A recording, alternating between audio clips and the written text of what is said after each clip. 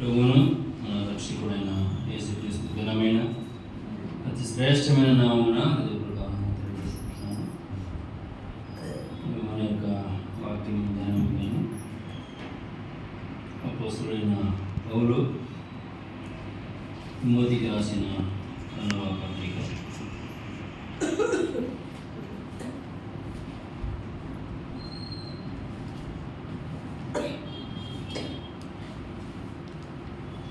4వ అధ్యాయము మొదటి 8 వచనాలను గత 2 నెలలుగా మనం ధ్యానిస్తున్నాము. మొదటి 8 వచనాలను మార్చుకుందామండి. దేవుని ఎదుటను సజీవులకును మృతులకును తీర్పు తెచ్చు క్రీస్తు యేసు ఎదుటను ఆయన ప్రత్యక్షత తోడు ఆయన రాజ్యము తోడు నేను ఆనబెట్టి చెప్పున్నదేమనగా,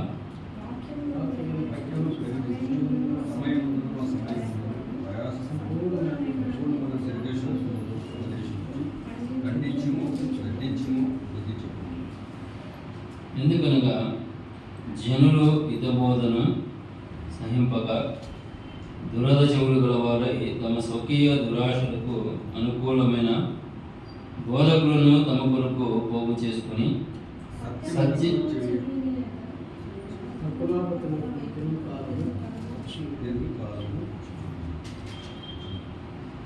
అయితే నీవు అన్ని విషయములలో మితముగా ఉండును, శ్రమపడము, స్వార్థికుని పనిచేయము, నీ పరిచర్యను సంపూర్ణముగా జరిగించుము.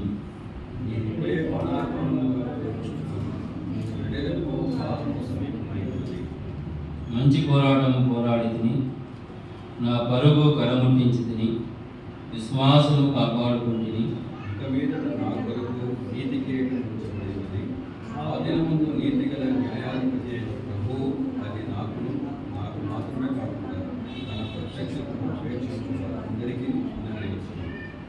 దేవుడు చదవబడిన లేఖన భాగాన్ని మన వినికిడిలో దీవించి ఆశీర్వదించలాగా చిన్న ప్రార్థన చేసుకుని ముందు కొనసాగుతాం.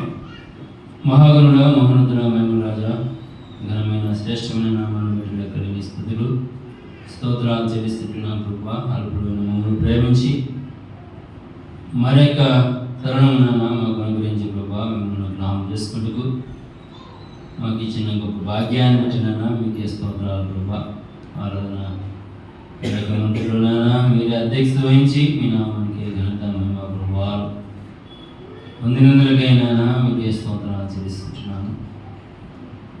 ప్రభా, ఈ యొక్క సమయంలోనైనా చదవబడిన లేఖన భాగాన్ని ప్రభా మా యొక్క వినికిడులనైనా మీరే దీవించి ఆశీర్వదించమని ప్రార్థిస్తున్నాను. చిరవచన మాకు ఏ మాట అయితే అవసరమైందో ప్రభా మీరే బాహటంగా కలిగించుండగా ఎవరికి నన్ను ఏ మాట కావాలనో మీరు ఎరిగిన గొప్ప దేవుడవు మా అందరి హృదయాలతో మీరే నన్ను మాట్లాడగలను ప్రభా.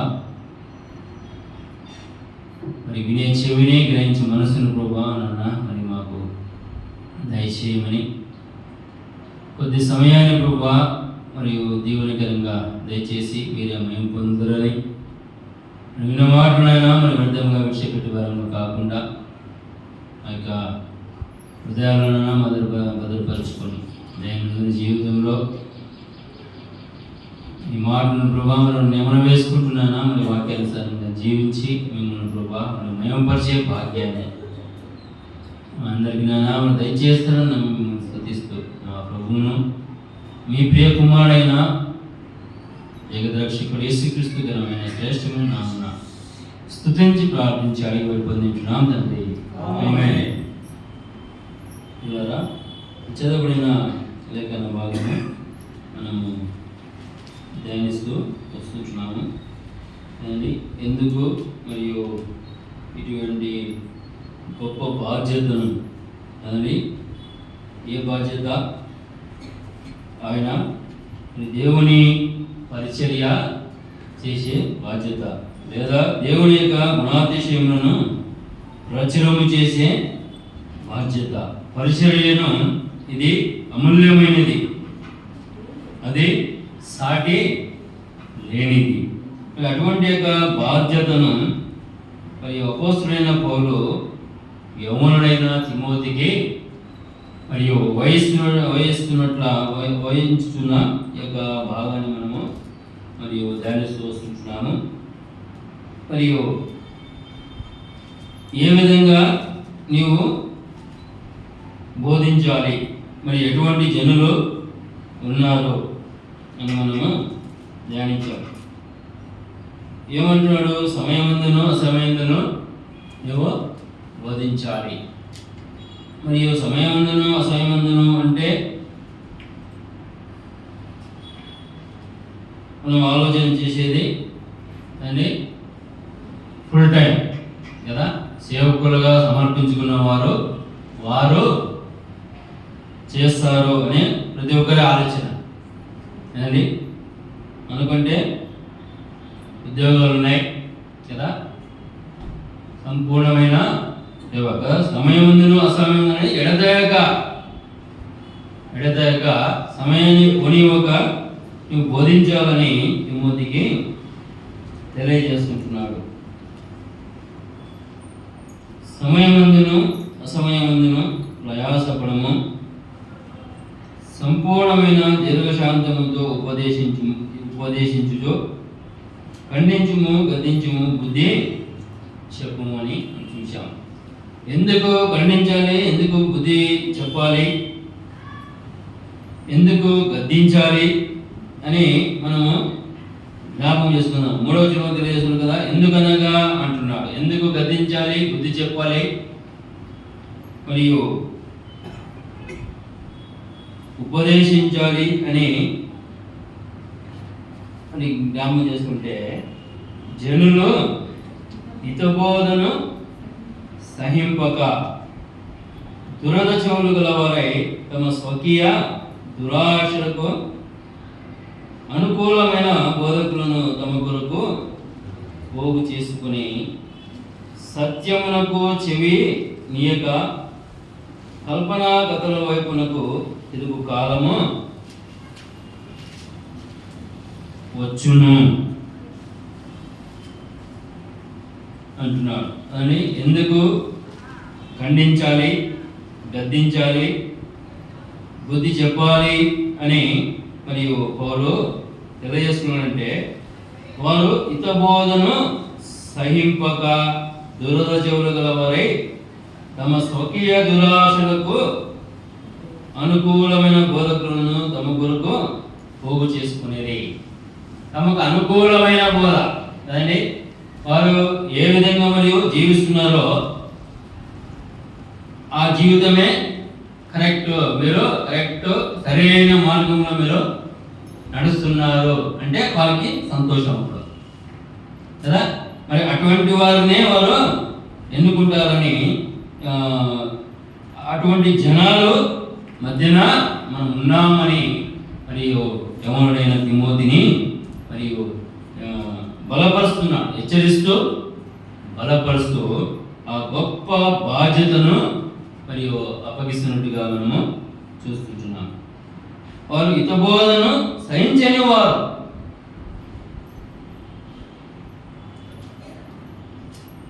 అంతేకాకుండా ఇంకా ఘోరం కదండి. 4వ వచనంలో సత్యమునకు చెవినీయక కల్పనా కథల వైపునకు తిరుగు కాలము వచ్చును అంటే, ఆ 4వ వచనంలో ఏం తెలియజేస్తుంది అంటే వచ్చును అని. ఎప్పుడు వస్తుంది? ముందుకు రాబోతుంది. అంటే అంతగా వారు దిగజారిపోయిన స్థితిలో ఆ జనులు ఉన్నారు. అందుకే నువ్వు ఖండించాలి, గద్దించాలి, బుద్ధి చెప్పాలి అని. సత్యమునకు చెవినీయక అంటే సత్యం ఎవరు? మన ప్రభువైన యేసుక్రీస్తు వారు. నేనే సత్యము, నేనే జీవం, నేనే మార్గం అని ప్రభువు తెలియజేశాడు. అంటే క్రీస్తునే మర్చిపోయే స్థితిలో వారు ఉన్నారు. ఓ తిమోతి, నువ్వు సమయాన్ని చూడొద్దు, సమయానిక నువ్వు బోధించు.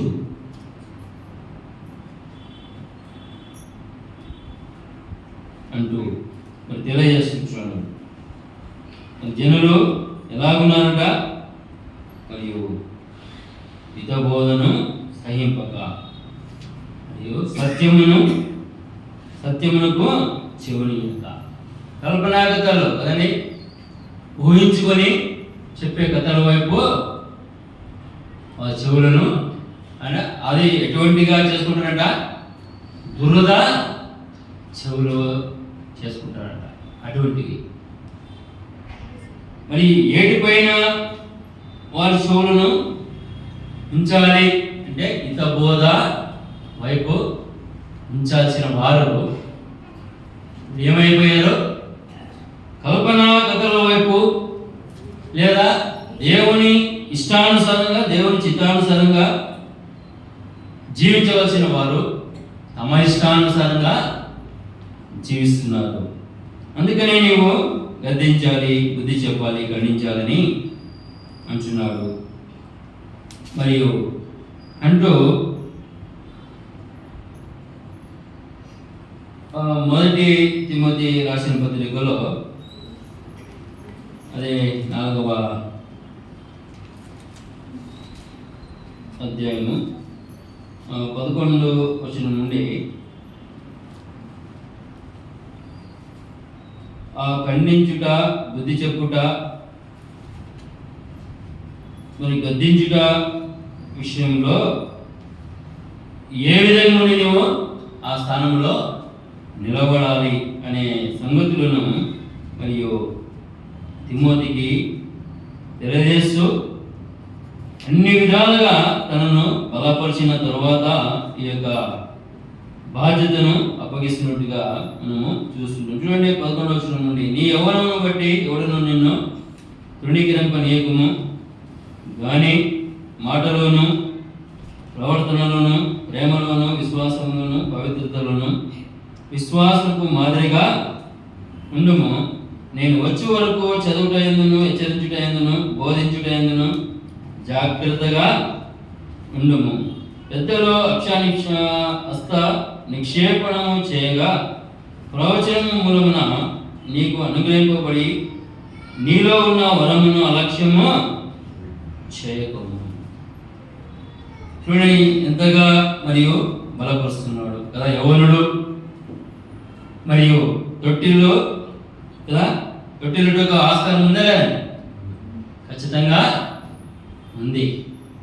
నువ్వు పూర్వకంగానే మరియు అపోస్తలుడైన పౌలు తిమోతిని హెచ్చరిస్తున్నాడు. నీ యవ్వనం బట్టి ఎవరును నిన్ను తృణీకరింపనీయవద్దు, తృణీకరించకూడదు. ఎవరు కూడా నిన్ను ఏడు పెట్టి నిన్ను చూపకూడదు. అంటే నువ్వు ఏ విధంగా ఉండాలి? మాటలోను, ప్రవర్తనలను, ప్రేమలను, విశ్వాసములను, పవిత్రతలను విశ్వాసులకు మాదిరిగా ఉండము. మాదిరిగా ఉంటే ఆటోమేటిక్గా వారు నిన్ను అనుసరిస్తారు. మాదిరిగా చూపకపోతే వారు మరియు ప్రభువుని ఎరుగుట అసాధ్యమైనట్టుగా తెలియజేస్తున్నారు కదా. నీకున్న వరమును అలక్ష్యము చేయకము.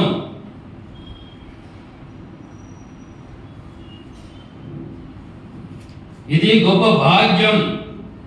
దేవుని తెలుసుకుంటున్న నిజదేవుని అంగీకరించుట ఇది గొప్ప భాగ్యము. దానిని నీవు అలక్ష్యము కదండి. ప్రభువు మనకు ఏ విధంగా అనుగ్రహింపబడ్డాడు? వరముగా మనకు అనుగ్రహింపబడ్డాడని లేఖనాలను మనము చూస్తాం. మరియు అటువంటి వరమును అలక్ష్యము చేయకము అంటున్నా. నీవు అలక్ష్యము చేయక కదండి, అలక్ష్యము చేయక నీ ప్రవర్తనను కాపాడుకొని నీవు బోధించినప్పుడు, గద్దించినప్పుడు, ఖండించినప్పుడు, బుద్ధి చెప్పినప్పుడు వారు లోబడతారు కదా. వరమును ప్రియ ప్రభువు మనకు వరముగా అనుగ్రహింపబడ్డాడు. ఆ అలక్ష్యము చేయకు తిమోతి. ఈ జనులు అంటే 2వ తిమోతి పత్రిక 4వ అధ్యాయంలో మనం చదువుకున్న భాగంలో చూస్తున్నాం. వారు అలక్ష్యం చేస్తున్నారు, సహించని వారిగా ఉన్నారు. సహించని వారిగా ఉన్నారు. సత్యమునకు అవిధేయులుగా ఉంటున్నట్టుగా మనము చూస్తున్నాం. సత్యమునకు చెవిని యొక్క కల్పనా కథల వైపు నాకు తిరుగు కాలము వచ్చును. ఇప్పుడు సహించిన వారిగా ఉన్నారు. కొన్నాళ్ళు పోతే వారు ఆ సత్య దేవుణ్ణి వారు మర్చిపోయే స్థితిలో, కట్టుకథలు కల్పనా కథలు చెప్పే వారి వెంట వెళ్ళే స్థితి, ఆ అపవాది అబద్ధానికి జనకుడైన ఆ అపవాదిని వెంబడించే స్థితి రాబోతుంది తిమోతి. అందుకని నీవు మాదిరిగా ఉంటూ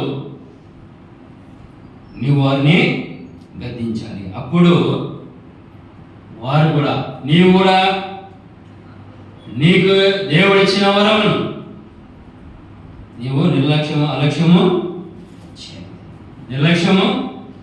చేయదు. అప్పుడు వారిని నీవు రక్షించే ఉన్నవాడిగా అవుతావని మరియు అపోస్తలుడైన పౌలు ఇంకా తీసుకుంటున్నాడు. అంటూ నీ అభివృద్ధి అందరికీ తేటగా కనబడు నిమిత్తము వీటిని మనస్కరించుము, వీటి అందే సాధకము చేసుకున్నాము. ఏమంటున్నాడు? ప్రవర్తనను కాపాడుకోవాలి, వరమును నీకున్న వరమును అలక్ష్యము చేయదు. అప్పుడు ఏమి కనబడుతుందంట?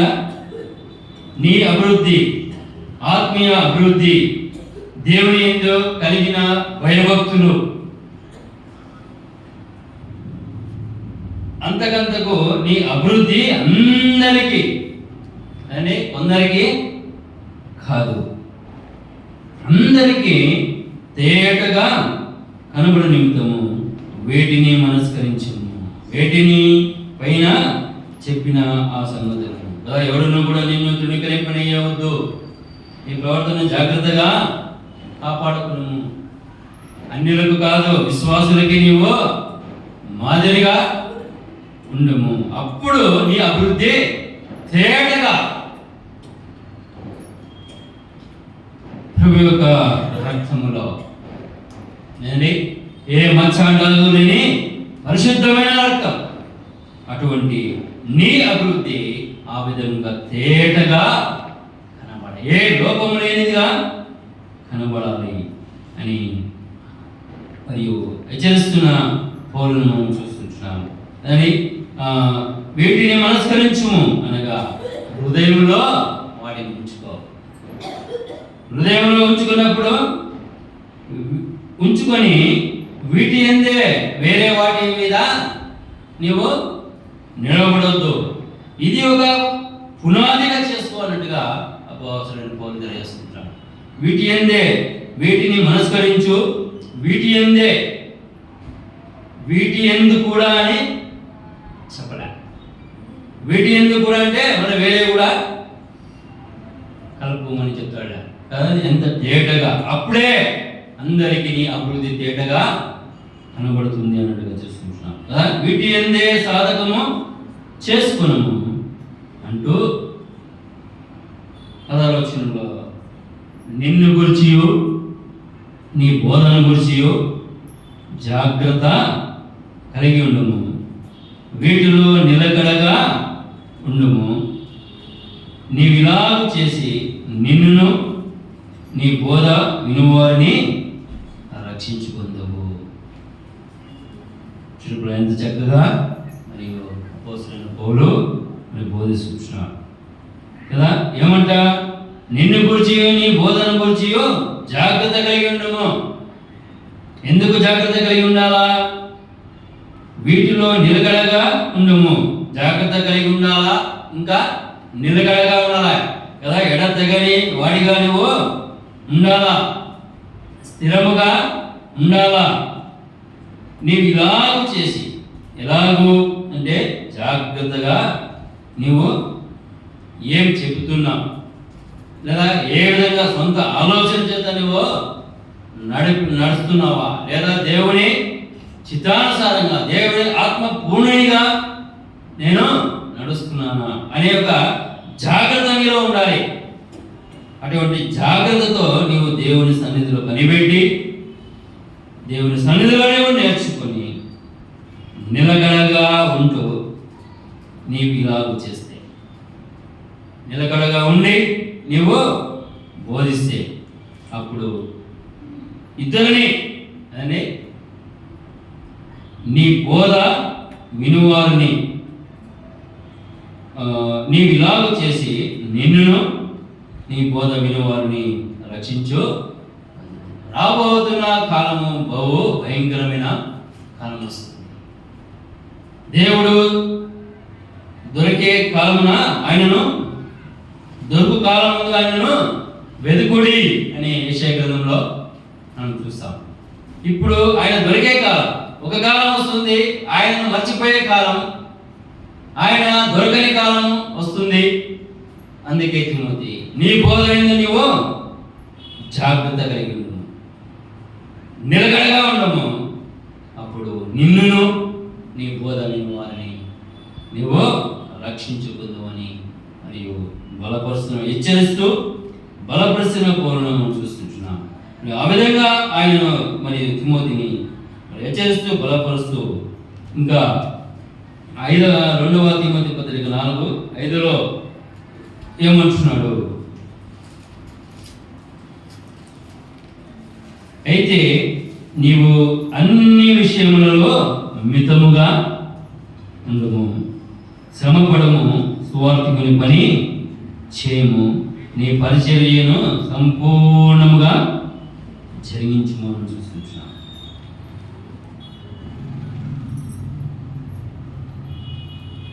ముందుగా మరి 2వ వచనంలో ఏం తెలియజేశాడు? వాక్యమును ప్రకటించుము, సమయమందును అసహ్యమందును ప్రయాసపడము అంటున్నాడు. మరి మనం 5వ వచనంలో మనం చదువుతున్నాం, అక్కడ ఏమని హెచ్చరిస్తున్నాడు? శ్రమపడము అంటున్నాడు. ఇక్కడ ప్రయాసపడము, సంపూర్ణమైన దీర్ఘశాంతముతో ఉపదేశించుచు, ఖండించుము, గద్దించుము, బుద్ధి చెప్పుము అని 2వ వచనంలో తెలియజేశాడు. మరియు 5వ వచనంలో అన్ని విషయంలో మితముగా ఉండు అంటున్నాడు.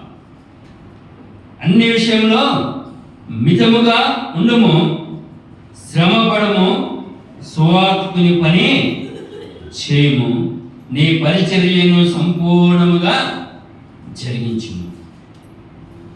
ఏమంటే అన్ని విషయంలో మితము. మితము అంటే లిమిట్ కదా, ఒక లిమిట్ అంతే.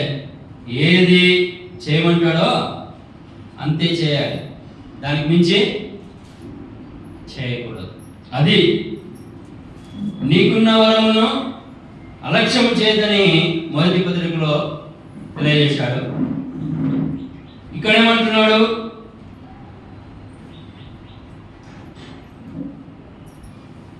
అన్ని విషయంలో మితముగా ఉండమంటున్నాడు. నీ హద్దును నీవు దాటొద్దు. దేవుడు నీకు వేసిన హద్దు, ఆ హద్దులోనే నీవు మితముగా, అన్ని విషయాల్లో, ఒక విషయము కాదు, అన్ని విషయంలో నీవు మితముగా ఉండాలి. మరియు శ్రమ పడాలి, సువార్తికిని పని చేయాలి. అది కూడా అర్ధబద్ధంగా కాదు, సంపూర్ణముగా, మనస్ఫూర్తిగా. నీ దేవుడైన యెహోవాను నీ పూర్ణ ఏమంటే తెలదా, పూర్ణ మనసుతోను, పూర్ణ హృదయంతోను, పూర్ణ ఆత్మతోను సేవించాలి. అదే ఇది ఆశావాసి అయిన పని కాదు కదా, ఇది సువార్త పని. ఇది దేవుని పరిచర్య. ఎవరి పరిచర్య ఇది? దేవుని గూర్చిన గుణాతిశయములను ప్రచురం చేసే పరిచర్య. మరియు అన్ని విషయంలో నీవు మితముగా ఉండాలి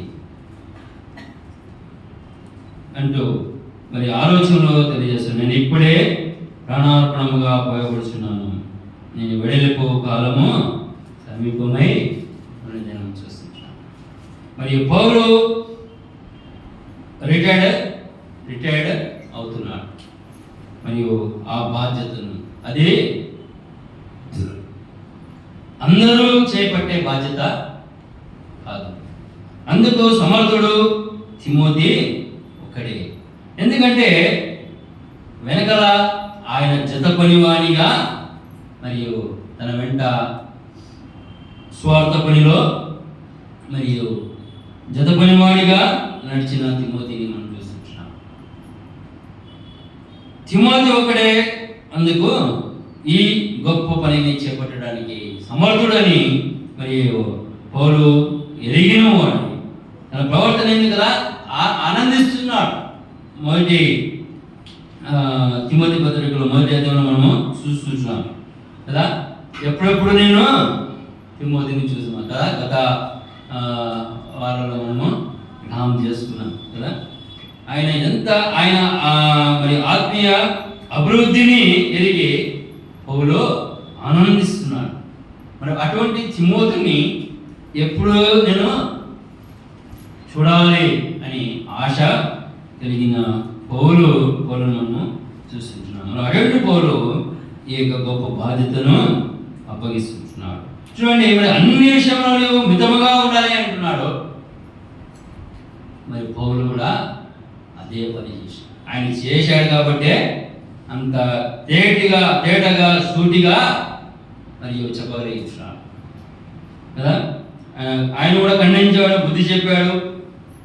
మరియు అన్ని విషయంలో మితముగా ఉండుము అని ఆయన కొట్టి మాట పూర్వకంగా మాత్రమే కాకుండా క్రియరూపంగా ఆయన చేసిన వాడిగా మనము చూస్తుంటాం. చూడండి, తిమోతి కొరింథీయులకు అపోస్తలుడైన పౌలు కొరింథీయులకు రాసిన మొదటి పత్రిక 6వ అధ్యాయము 12వ వచనం.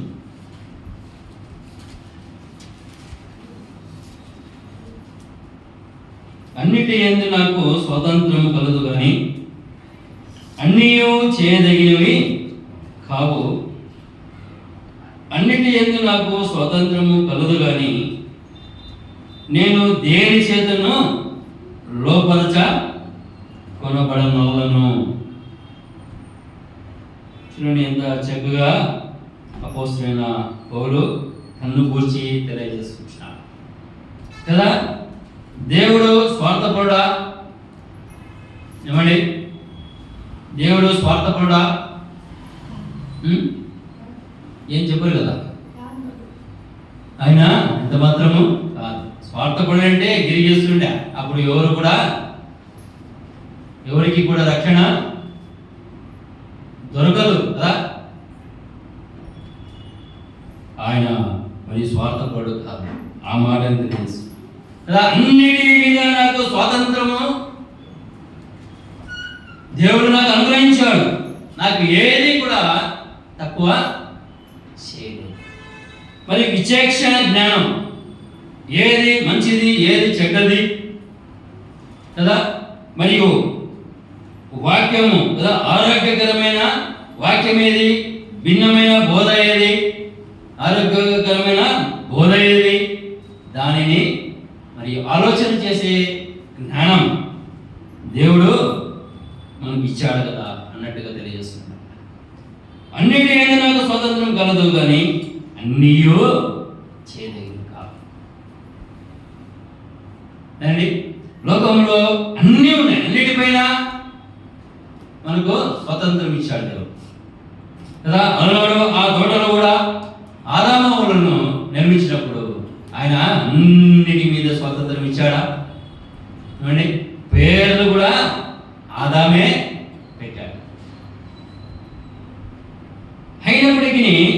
కదా మరి అపోస్తలుడైన పౌలు ఆలోచించిన రీతిగా ఆదాము ఆలోచించిండే అదండి ఆ కథ వేరేదిగా ఉంది. అయితే అన్నీ చేయని కాదు, దేవుడు ఏం చెప్పాడు? అన్నీ చేయొచ్చు అని చెప్పాడా? లేదండి. ఎంత చక్కని మాట. అన్నిటి యందు నాకు స్వతంత్రం కలదు, కానీ అన్నీ చేయదగినవి కాదు. దేవుడు నాకు ఏదైతే చెప్పాడో దాన్ని మాత్రమే నేను చేస్తాను అన్నట్టుగా ఈ మాట తెలియజేస్తుంది. అన్నిటి యందు నాకు స్వాతంత్రము కలదు, కానీ నేను దేని చేతను లోపరచు కొనబడా నలను. ఎంత గొప్ప స్టేట్మెంట్ అపోస్తలుడైన పౌలు అనగా అంత జాగ్రత్తగా తన జీవితాన్ని చూసుకున్నాడు, తన బోధను చూసుకున్నాడు, తన బోధనలో నిలకడగా ఉన్నాడు కాబట్టి అంటున్నాడు, నన్ను ఏది కూడా నన్ను లోపరచుకోవాలని లేదని అని అంటున్నాడు. ఏది కూడా నన్ను లేదు, బంధించడానికి ఏమంట అవకాశం నేను ఇవ్వను అంటున్నాడు. అటువంటి యొక్క నిలకడ ఉండాలి తిమోతి అని బోధిస్తున్నట్టుగా మనము చూస్తుంటున్నాం. ఏమంటున్నాడు కానీ ఎంత చక్కనైన మాట. అది వింటే అనుకో రోషం రావాలి, పౌరుషము రావాలి కదా. అన్నిలో చేసినట్టుగా కదండి చేస్తున్నామా? అన్నిటి మీద స్వాతంత్రం ఉంది. మరియు వారు ఎరగని వారు, మనము ఎరిగిన వారు. మరియు వారు మనము ఒకటైనా ఆలోచించాము ఎప్పుడైనా? అన్నీ చేయదగినవి కాదు, ఆ తోటలో కూడా అన్నీ తినదగినవి కాదు.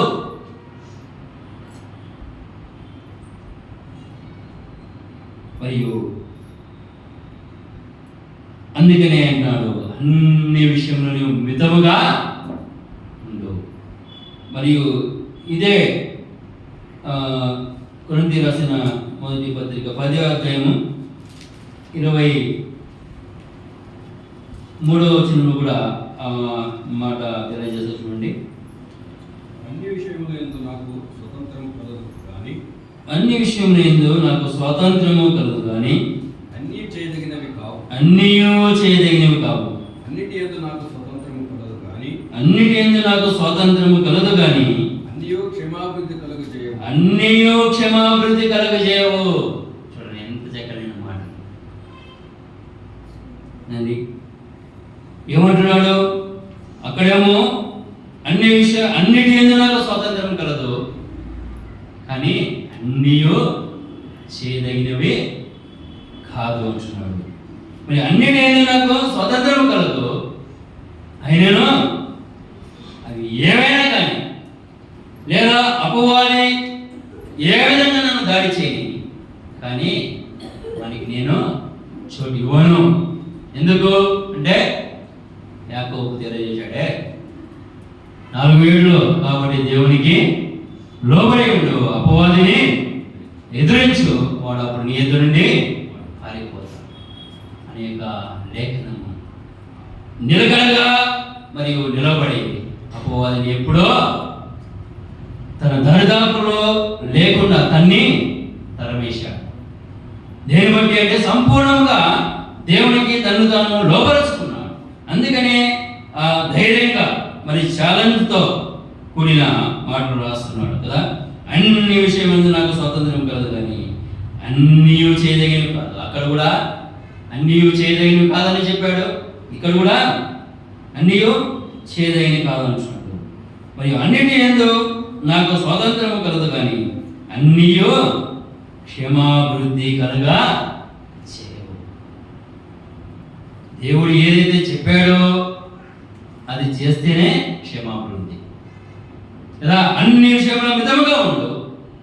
నేను కూడా అన్ని విషయములందు నాకు స్వాతంత్రం ఉన్నా దేవుడు నాకు వేటిని చేయమన్నాడో వాటిని నేను చేశాను. ఈ నిర్ణయం ఎప్పుడు తీసుకున్నాడో అపోస్తలుడైన పౌలు మరియు ఏ విధంగా అంత స్థిరముగా ఆయన నిలవబడ్డాడు అంటే ఎప్పుడైతే పట్టబడ్డాడో. ఫిలిప్పీయులకు రాసిన పత్రికలో మనము ధ్యానం చేసుకుంటున్నాం. ఏమంటున్నాడు అక్కడ? వెనుకున్నవి మరిచి, వెనుక ఉన్నది మరిచి అంటున్నాడా? వెనుక ఉన్నవి మరిచి అంటున్నాడు. అక్కడ ఉన్నవి అంటే అన్నీ కదా, ఎన్నో. నీవు అన్ని విషయంలో మితముగా ఉన్నని తిమోతికి బోధిస్తున్నాడే, మరియు ఆయన కూడా అన్ని విషయంలో స్వాతంత్రం ఉన్నా కూడా, మరియు అన్ని విషయాలు అంటే దేవుడు ఏదైతే మరియు చేయమన్నాడో ఆ విషయాలపైనే ఆయన దృష్టి ఉంచాడు. అందుకని ఎప్పుడైతే పట్టబడ్డాడో ఆ క్షణమున ఆయన వెనుకున్నవి అన్నీ మర్చిపోయాడు.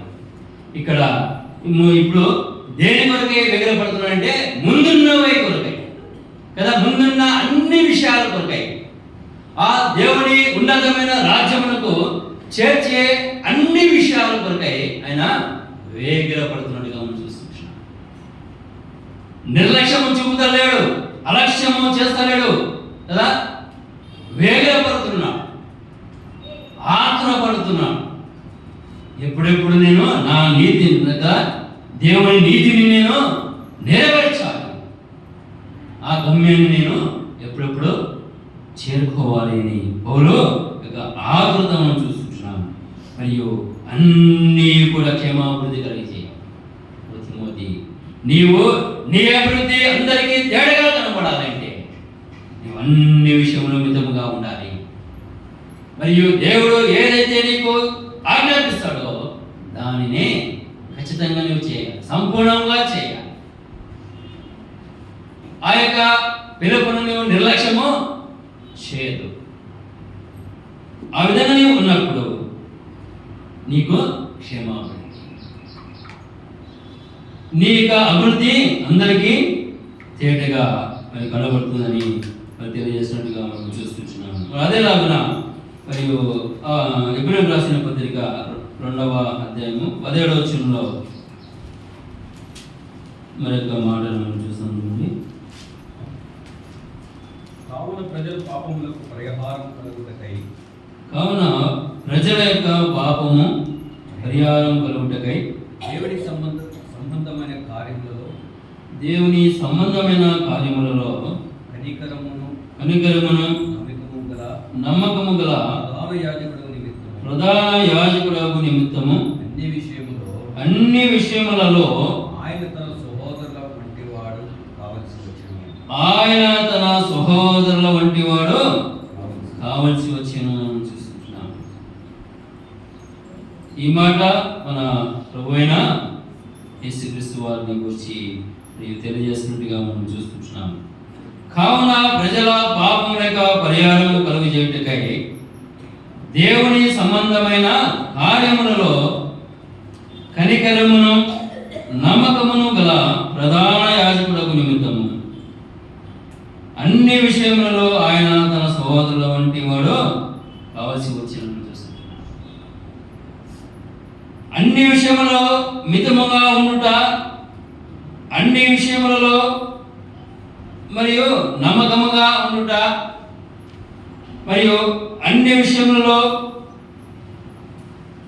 దేవునికి వ్యతిరేకమైన విషయంలో ఏది కూడా తనను లోపరుచుకోకుండా అపోస్తలుడైన పౌలు తనను తాను కాపాడుకున్నాడు. అంటే మన ప్రభు అయిన యేసు వైపు చూస్తూ కదా, విశ్వాసాన్ని కాపాడేది, దానిని కొనసాగించేది ఎవరు? విశ్వాసానికి కర్తయు దానిని కొనసాగించడం యేసు వైపు చూచాడు కదా.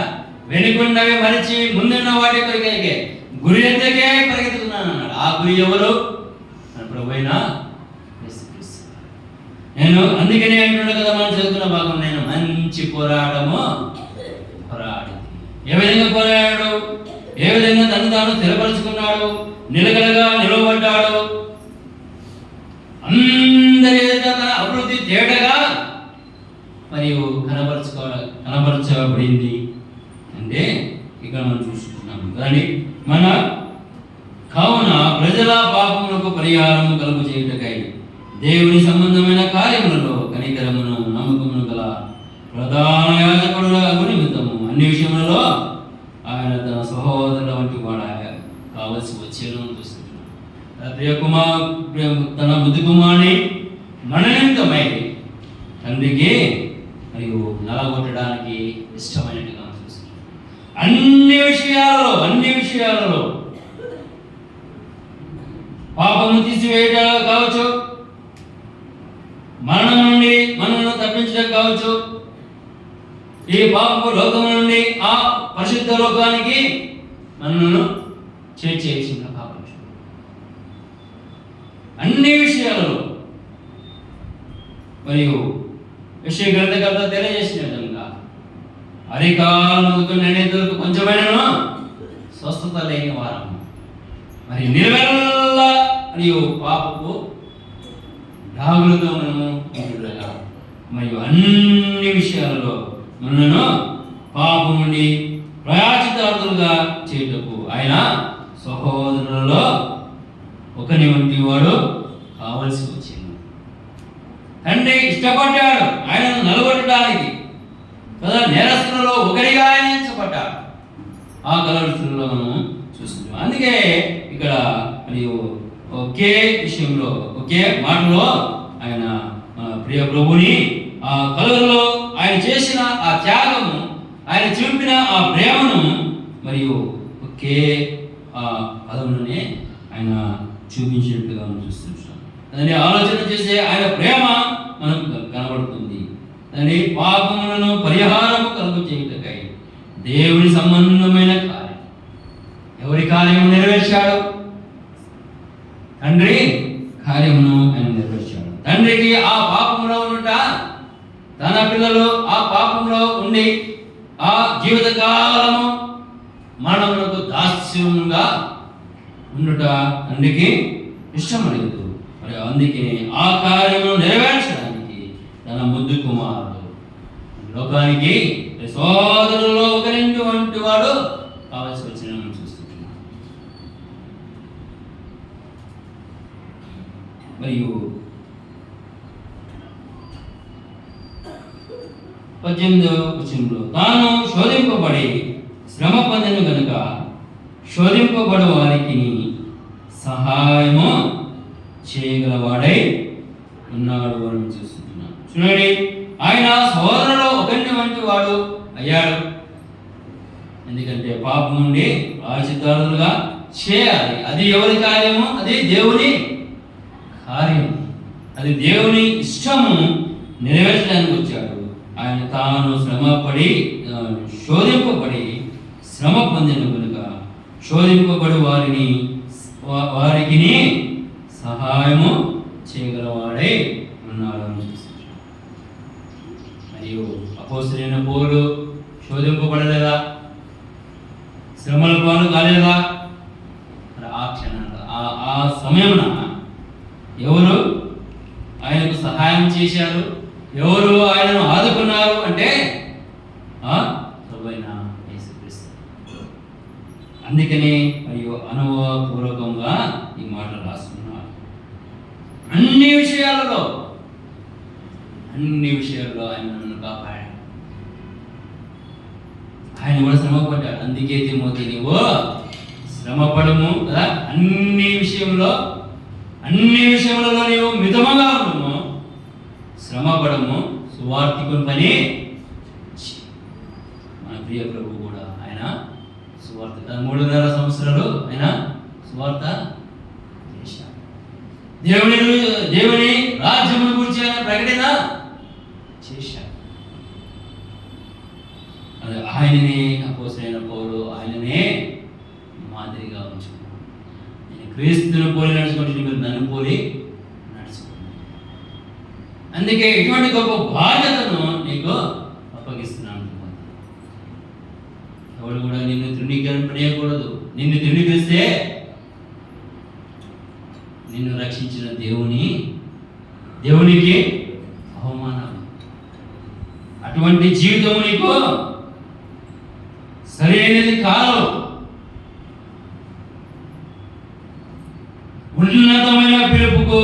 పిలుపుతో నిన్ను పిలిచాడు. అది ఎట్లుంది? అది సాధారణమైన పిలుపు కాదు, ఉన్నతమైన పిలుపుకు. ఆ ఉన్నతమైన పిలుపుకు గొప్ప బహుమానం ఉన్నది. ఆ ఉన్నతమైన పిలుపుకు కలుగు బహుమానము పొంది నిమిత్తమని నేను వేగముగా పరిగెత్తున్నానని పౌలు ఫిలిప్పీయులకు రాసిన పత్రికలో రాస్తుంటాడు. ఏ విధంగా పరిగెత్తున్నాడంటే నిర్లక్ష్యంతో కాదు, ఆతుర ఉంది. ఆ ఆతురలో ఏముంది? మరియు ఖచ్చితమైన లేదా నిశ్చయముగా ఏమంటున్నాడు? ఏ విధంగా అయినా కానీ నేను ఆ బహుమానమును పోగొట్టుకున్నటకు నాకు ఇష్టం లేదు. దాన్ని సంపాదించుకోవడానికి నేను దేనికి కూడా చోటు ఇవ్వను. నన్ను అడ్డగించేది ఏది కూడా నన్ను వశపరచుకొని నేను అని అంత తన జీవితాన్ని స్థిరపరచుకొని ప్రభు వరకు మంచి పోరాటాన్ని పోరాడిన పౌలును మనం చూస్తున్నాం. మరియు ఇంకా ఏమైతే చేస్తుంటున్నాడు?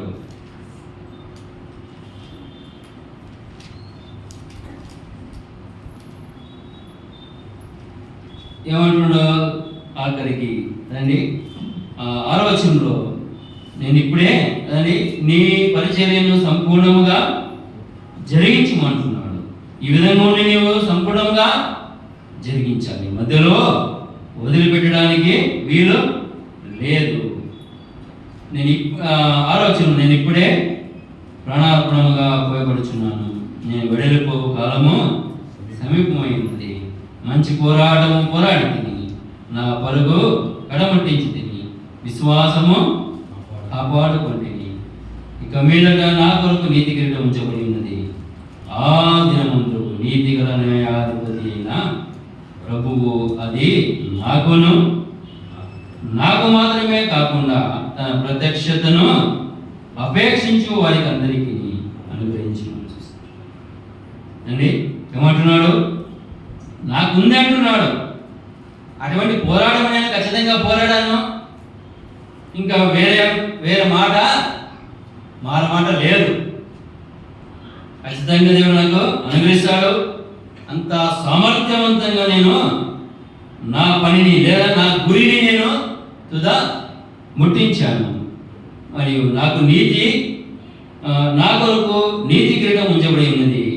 ఆ దినముందు నీతి గల న్యాయాధిపతి అయిన ప్రభు అది నాకును అంటున్నాడు. నాకు మాత్రమే కాదు, ఈ విధంగా ప్రతి విశ్వాసి తన్ను తాను కాపాడుకొని దేవుడు మనకిచ్చిన మన యొక్క పరిధిలో మితముగా ఉంటూ, అమితముగా కాదు, మితముగా మనకు దేవుడు అనుగ్రహించిన పొలిమేరలోనే మనం ఉంటాయి. ఆ పొలిమేరలను దాటకుండా, అది అద్దుమీరినట్టు అద్దుమీరకుండా మితముగా ఉంటూ కాపాడుకున్న ప్రతి వారికి ఏముందంట?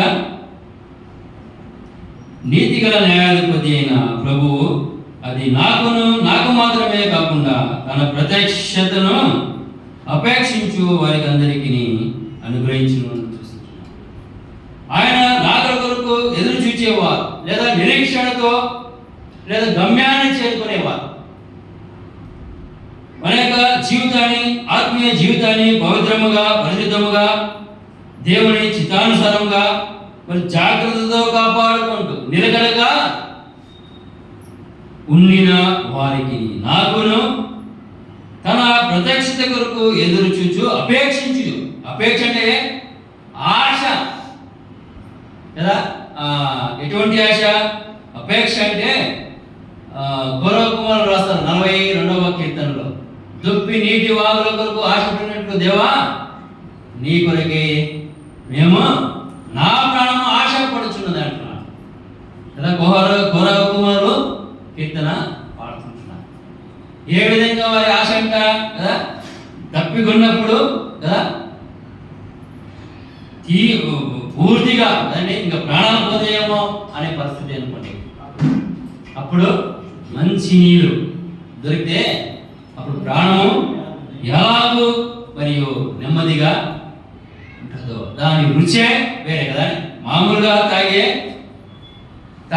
తాగినప్పుడు రుచి వేరు, పూర్తిగా మరియు దప్పిక ఉన్నప్పుడు అప్పుడు కదా ఎక్కడ నీరు దొరకని స్థితిలో కదండి, ఇంకా ప్రాణం పోయే స్థితిలో ఉన్నప్పుడు అప్పుడు మరియు దొరికే రుచే వేరే. మరి ఆ విధముగా ఆయన ప్రత్యక్షత కొరకు మనము అపేక్షించేవారు ఉండాలి.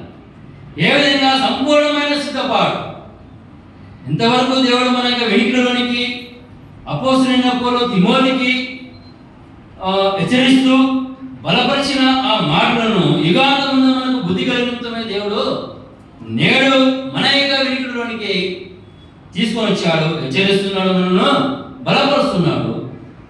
ఆ హెచ్చరికను మనము తీసుకుంటే, దానిలో నిలకడగా ఉంటే, వాటిని మనము అన్ని విషయాలలో జాగ్రత్తగా కాపాడుకుంటూ ప్రభు చిత్తానుసారంగా మనం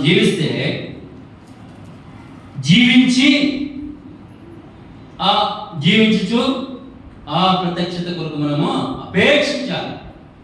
ఆశతో మనం అంటే అంతగా సంపూర్ణ సిద్ధపాటు ఉంటే మనం మరి రెడీగా ఉంటామా?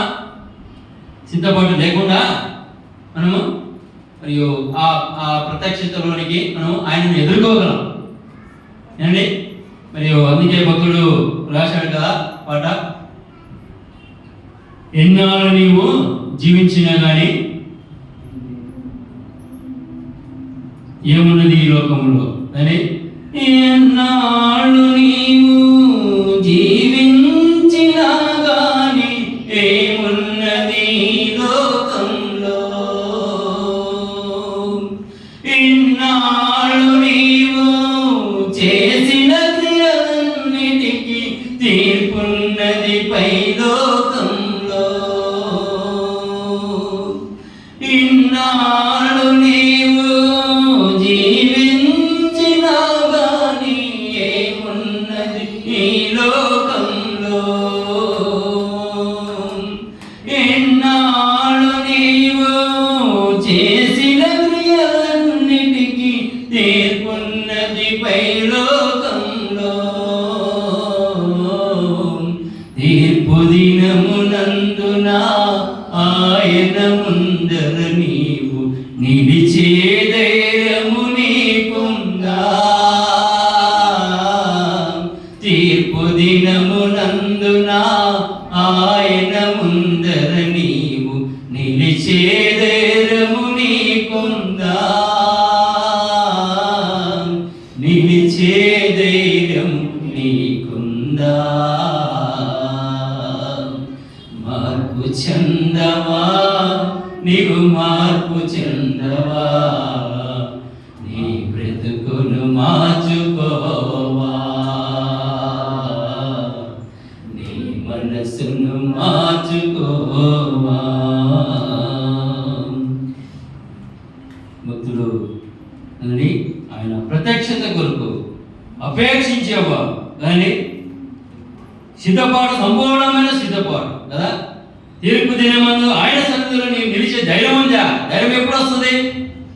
సంపూర్ణమైన సిద్ధపాటు కదా. ఏ క్షణం ఆయన వచ్చినా నేను ఆయనతో ఉంటా, లేదా ఆయన రాకముందే నేను ఈ లోకాన్ని వదిలితే ఆయనతో నేను ఖచ్చితంగా ఉంటా. ఆయన యొక్క నిశ్చయత మనకుంటే, మరియు ఆయన మనకుంటే కాదు, ఆ విధంగా ఉండి ఆయన ప్రత్యక్షత కొరకు మనం ఎదురు చూడాలి. ఆశతో ఎదురు చూసినప్పుడు, ఆశతో ఎదురు చూసి అపేక్షించు వారికి అందరికీ ఆయన అనుగ్రహిస్తారు. పిలువబడిన వారి అందరికీ కాదు, రక్షింపబడిన వారి అందరికీ కాదు. ఎవరికంట ఆ బహుమానం ఎవరికి అనుగ్రహిస్తాడు?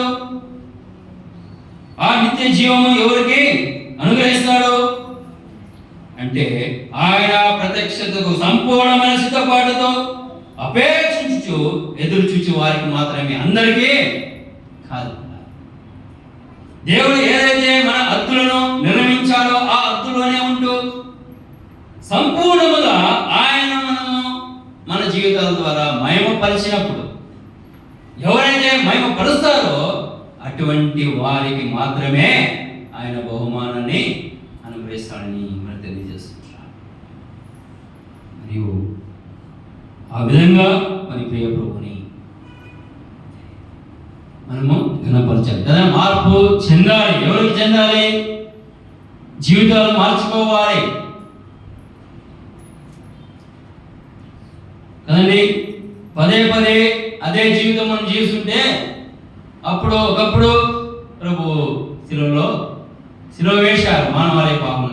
ఇప్పుడు మరలా వెనక్కి తిరిగితే మరలా మనము ప్రభువుని శిలువ వేసినట్టుగా అని లేఖనం ఎబ్రీయులకు రాసిన పత్రికలో 6వ అధ్యాయంలో ఆ మాటలను చూస్తాం.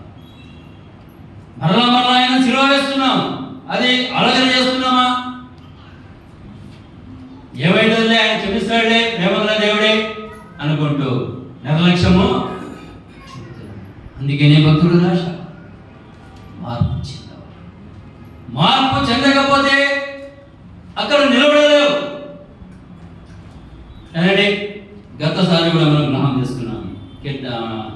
సామెతల గ్రంథం 31వ అధ్యాయంలో ఆఖరి 2 వచనాల్లో ఆ గవిని యొద్ద ఆమె కార్యములను కొనియాడుతున్నాయని మనం చూస్తుంటున్నాం.